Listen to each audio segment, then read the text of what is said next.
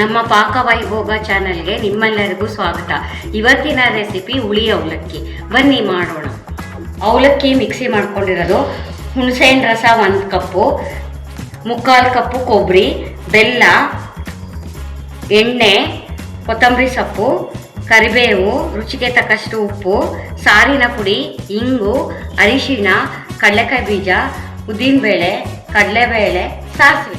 1 ಬಾಣಲೆಗೆ mixie ಮಾಡಿರೋ ಅವಲಕ್ಕಿ ಹಾಕಬೇಕು. ಅವಲಕ್ಕಿ ಹಾಕಿ ಒಂದ್ಸತಿ ತೊಳ್ಕೋಬೇಕು.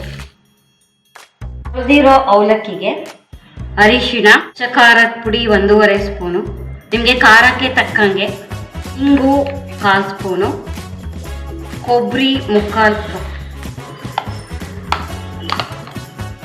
ಬೆಲ್ಲ, ಉಪ್ಪು, ಹುಣಸೆ ಹಣ್ಣಿನ ರಸ ಇದೆಲ್ಲ ಹಾಕಿ ಕಲಿಸ್ಕೋಬೇಕು. ಹಣ್ಣಿನ ರಸದಲ್ಲೇ ಇದು ನೆನಿಬೇಕು, ನೀರು ಹಾಕಲೇಬಾರ್ದು, ತೊಳೆಯಕ್ಕೆ ಮಾತ್ರ ನೀರು ಹಾಕಬೇಕು.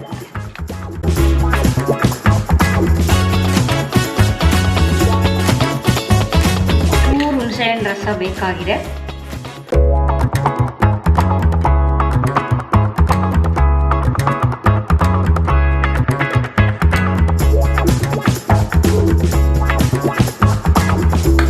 ಒಂದು 10 ನಿಮಿಷ ರೆಸ್ಟ್ ಮಾಡೋಣ. ಇದಕ್ಕೆ ಎಣ್ಣೆ ಹಾಕಬೇಕು.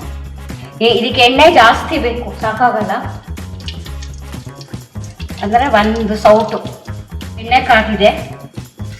ಸಾಸಿವೆ ಚಿಟ್ಕೊಡ್ತಿದೆ, ಅದಕ್ಕೆ 1 ಸ್ಪೂನು ಕಡಲೆಬೇಳೆ, 10 ಸ್ಪೂನ್ ಉದ್ದಿನಬೇಳೆ,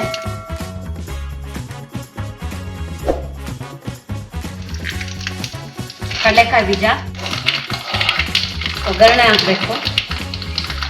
ಆದಮೇಲೆ ಅದಕ್ಕೂ ಅರಿಶಿನ ಹಾಕಿದೆ, ಇಲ್ಲೂ ಅರಿಶಿನ ಹಾಕಬೇಕು. ಇದೀನಿ ಅಲ್ಲೂ ಕಲಸೋವಾಗ ಇಲ್ಲೂ ಹಿಂಗೆ ಹಾಕಬೇಕು. ಕರಿಬೇವು,